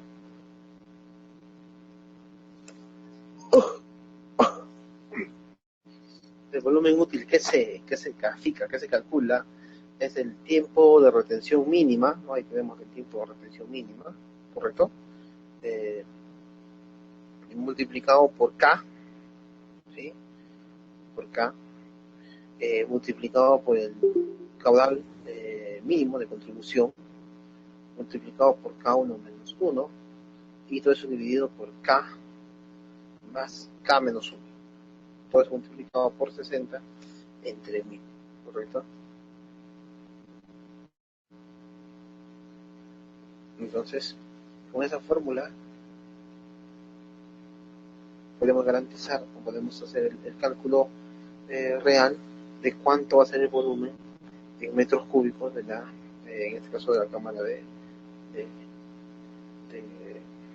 de aguas residuales que se está bombeando, o bueno, que se va a bombear al sistema, ¿no? Entonces, aplicando esa formulita de volumen útil, me queda un volumen de 40.21 metros cúbicos. Entonces, con esa formulita ya estoy calculando cuánto es el volumen aproximado de 21 metros cúbicos para mi cámara de bomberos. ¿Correcto? Entonces, una vez que ya calculé mi volumen, ahora sí me voy al tiempo de llenado, ¿no? Ese tiempo de llenado, ¿cómo lo calculo? Fácil, ¿no? Desde tiempo de llenado máximo, tiempo de llenado mínimo, tiempo de mínimo de vaciado y tiempo máximo de vaciado. Ahí tenemos las condiciones, ¿no? Ahí, por ejemplo, tenemos el volumen útil entre el caudal máximo. El volumen útil que es de 40.21 metros cúbicos, ¿no? 40.21 metros cúbicos se divide entre, eso vamos a dividir 40 puntos entre el caudal máximo de contribución, ¿no? ¿Cuánto es el caudal máximo de contribución? Era 72.50, ¿no?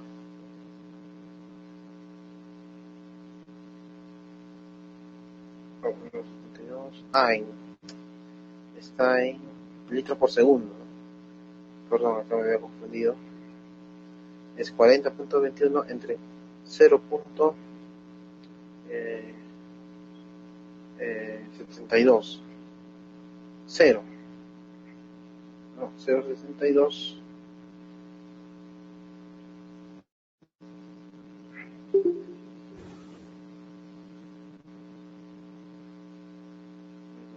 Claro, en minutos.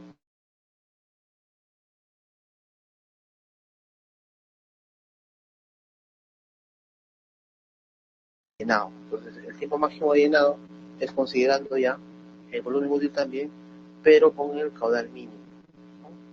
Y más o menos el tiempo de llenado para ese tubo igualito caudal es de 15.66 minutos, ¿correcto?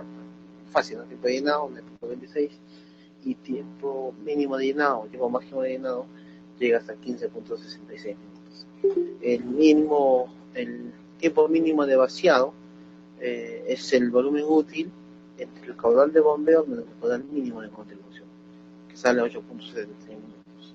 Y el tiempo máximo de vaciado, correcto, que ustedes lo pueden ver ahí en la fórmula, el tiempo máximo de vaciado es el volumen útil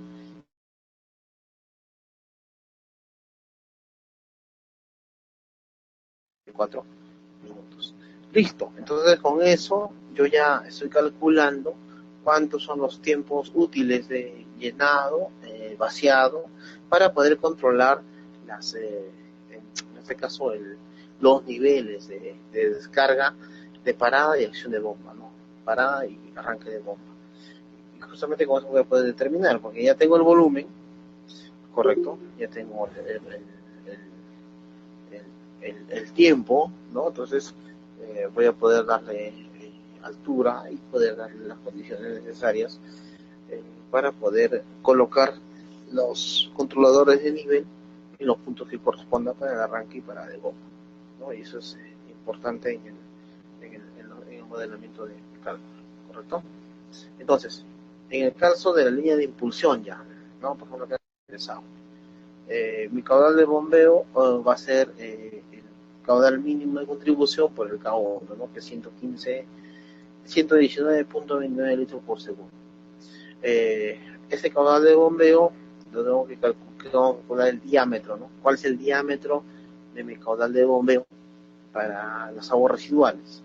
Depende también del número de horas de bombeo. Si es una sola bomba, siempre se recomienda que sea por debajo de 20 horas, ¿no? O sea, 18 horas, 16 horas.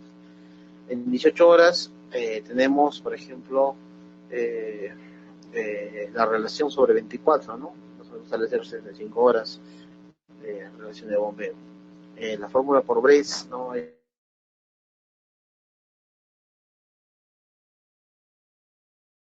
total de bombeo le va a dar 0.5, ¿correcto?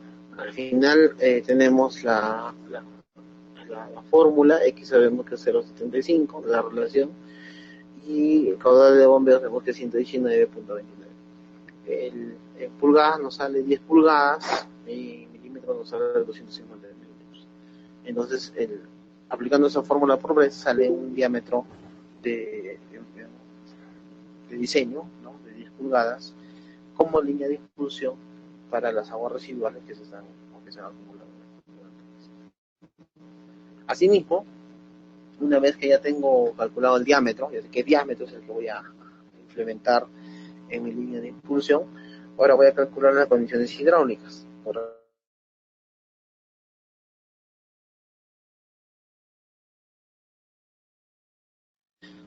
Entonces ahora sí, vamos a hacer el, el cálculo de de la pérdida de carga de la longitud de impulsión, ¿correcto? Primero, saber el material, ¿no? ¿Qué material que estoy haciendo? Bueno, lo más recomendable es colocar pues, un material de PVC, ¿no? Que es lo que siempre se coloca en sistemas de bombeo, normalmente como no son diámetros caudales muy grandes. Tenemos el CD Hazen, la longitud, que más o menos también es 166.44. No es una gran longitud como para colocar otro tipo de diámetro, ¿no? Otro tipo de tubería, ¿no? Que cumple con más caudal, más longitud también, ¿no? Obviamente no voy a poder conducir en longitudes largas, caudales pequeños, ¿no? Sí, también conducir cantidades grandes de caudal en ese tipo de, de líneas de impulsión, ¿no? Entonces nuestra longitud más o menos va a ser de 166.44 metros. Entonces, por lo tanto, aplicando la fórmula de Hazen, ¿no? Hazen y Williams, pérdida de carga es igual a 1741, multiplicado por, ya sabes, caudal de bombeo entre C de Hazen elevado a 1.85, y multiplicado por L, entre D es el diámetro, elevado a la 4.85. En el caso anterior vimos que el diámetro elegido era 10 pulgadas, entonces, por lo tanto la pérdida de carga es de 2.997 metros como unidad de pérdida de carga en la línea de impulsión. ¿Correcto? Una vez que ya calculé las pérdidas de carga en la línea de impulsión, ahora voy a calcular las pérdidas de carga locales. ¿Correcto? Tengo la velocidad media, que se calcula también aplicando la fórmula de Manning, de Hasse, ¿no? Con el caudal de diámetro, eso es una velocidad de 2.35 metros por segundo. Asimismo, puedo calcular el número de la cantidad de accesorios, ¿no? Juegos de 90. Tengo dos juegos de 90.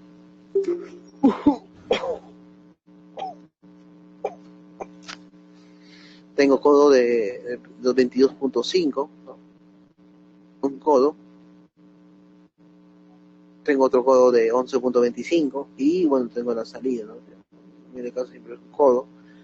Ahí están las cantidades, 2, 1, y también están los factores K para los factores de conversión de sus pérdidas de carga de cada accesorio, ¿no? El codo 0.75, 0.03, 0.15 y 1, ¿correcto? Haciendo la ecuación de pérdida de carga local, ¿no? Que es K por velocidad al cuadrado entre 2 veces G.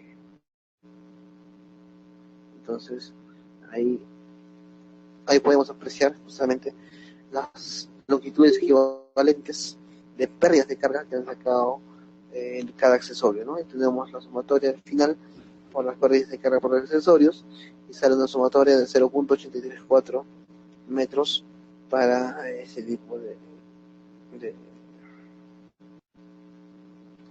no ese, para ese tipo para el cálculo de total de pérdidas de carga, que sale 0.834 metros. Una vez que ya calculé la pérdida de carga, ahora sí voy a determinar la carga, la pérdida de carga local. Bueno, local ya está terminada aquí, ¿no? De la línea de impulsión. Tenemos 165, material fierro fundido, velocidad, la pérdida de carga en impulsión, diámetro, la longitud, sale 5.287, ¿correcto? No estamos en la velocidad, claro, estamos viendo la longitud de impulsión. La fórmula de Hassen, ¿no? Para calcular las pérdidas de carga, que sale 5.28 metros, y también las pérdidas de carga locales, que también que se calculan en función del diámetro, ¿no? 10 pulgadas, y traje acá el diámetro de aquí, ¿no? Claro, 13.2 pulgadas cada vez. Entonces, ahí tenemos las dimensiones y nos sale una pérdida de carga de 1.49 en el tema de succión, ¿no? En el tema de succión tenemos la longitud 2 metros, diámetro 12 pulgadas, el fierro fundido, la velocidad media, tenemos la pérdida de carga,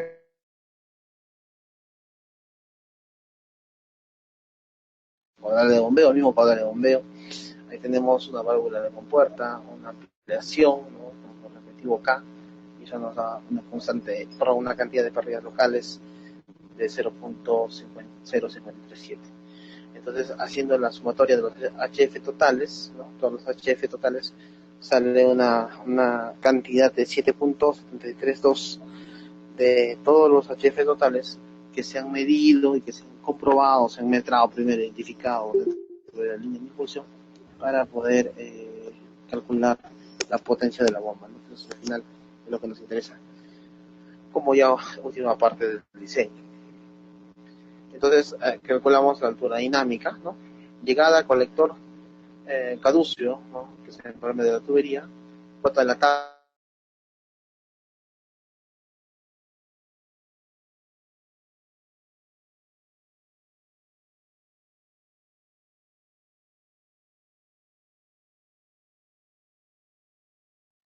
de cota de fondo, entonces 2981.26, ¿no? Cámara de salida, cámara 4, cota de la cámara de salida 4 es 29,42.72 metros sobre el nivel del mar, profundidad 2 metros, cota de fondo de 2.940.62, ¿no? metros sobre el nivel del mar, la misma salida, ¿no? Como salida de la misma altura, cámara, eh, cota área de cámara húmeda, 10.62 metros cuadrados, tirante de agua, volumen útil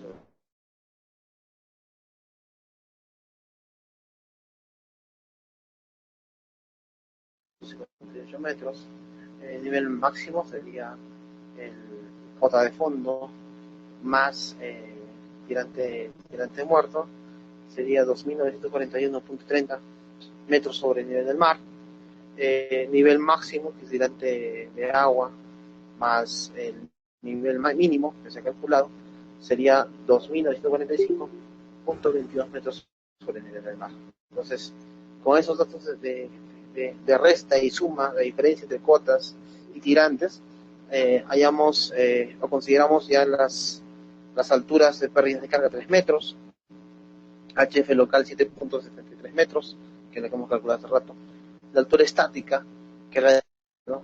entre el punto de llegada y el punto de salida, que sale 40.93. Por lo tanto, la sumatoria de ambos, de todas esas alturas, ¿no? 3 metros más 7.73, más altura estática, es 40.93 metros de columna de agua, ¿no? Al final, la altura dinámica es de 51.66 metros de agua.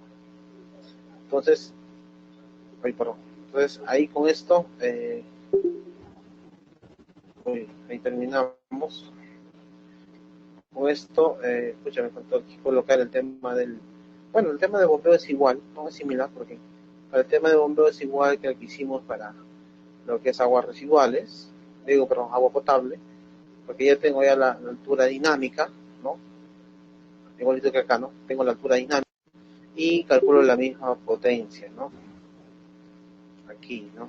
Tengo la altura dinámica que es 51.66, ¿no? Por ejemplo, acá para que quede un poco más claro, un pequeño espacio, ¿no? Sería caudal de bombeo, no, perdón, potencia de bomba es igual, ¿no? Al caudal por la altura dinámica, ¿sí? Y esto dividido, ¿no? Esto se divide, ¿no? Se dividido entre 75 por N, ¿no? Que es la eficiencia, ¿no?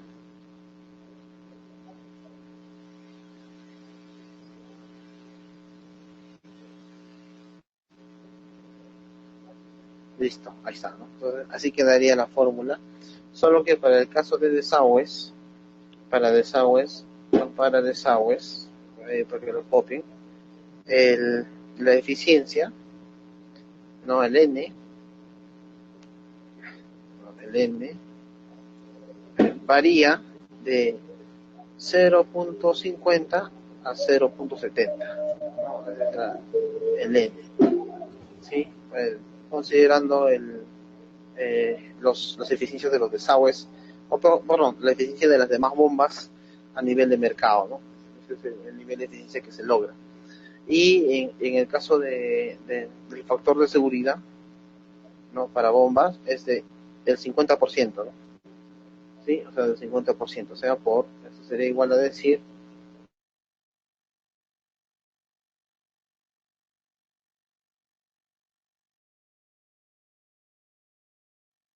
0.5 para poder calcular la potencia recomendada de IC, ¿correcto? Entonces, ese sería el cálculo, ¿no? Para este tipo de diseños, para el cálculo de sistemas de bombeo, tanto de agua potable como para los sistemas de aguas residuales, ¿no? Que es lo que hemos visto el día de hoy. Y bueno, hay algunas consideraciones adicionales, pero que ya lo hemos tocado en las partes preliminares, ¿no?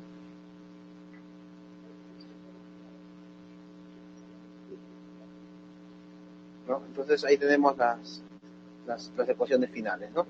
Muy bien, entonces de esa manera, he querido un poco compartirles la parte de diseño y bueno, más que todo modelamiento, porque es un modelamiento hidráulico, no es tan complicado, porque solamente calcular volúmenes, tiempos, caudales, ¿no? Que eso es sencillo el modelo.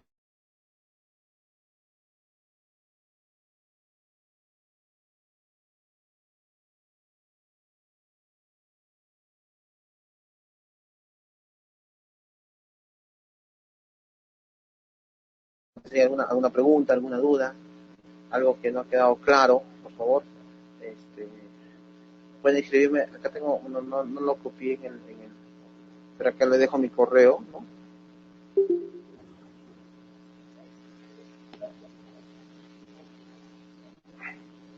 ¿No? Ese es mi correo donde ustedes pueden escribirme, ¿no? Si desean, para cualquier duda. Igual, seguramente nos vamos a encontrar, porque también con los de TQI ya tengo comprometido los cursos de tratamiento, ¿no?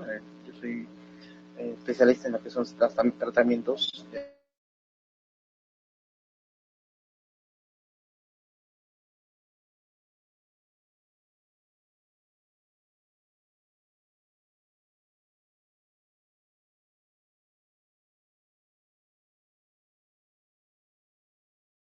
Entonces, no sé si hay alguna pregunta, alguna duda. Bueno, por mi parte, estamos ya concluyendo esta clase virtual, ¿no? Si hay alguna duda, algo que no ha quedado claro, por favor, me lo hacen saber, me lo mandan aquí al correo. Y yo gustosamente voy a contestarles, ¿no? En el momento que me envíen el correo, por lo general contesto rápido, pero cuando no estoy dentro de la zona o he viajado o algo, es lo que me demoro, ¿no? Muy bien, no sé, quería saber si está todo ok, si no, ahí con eso terminamos la clase de hoy día, ¿no? Y bueno,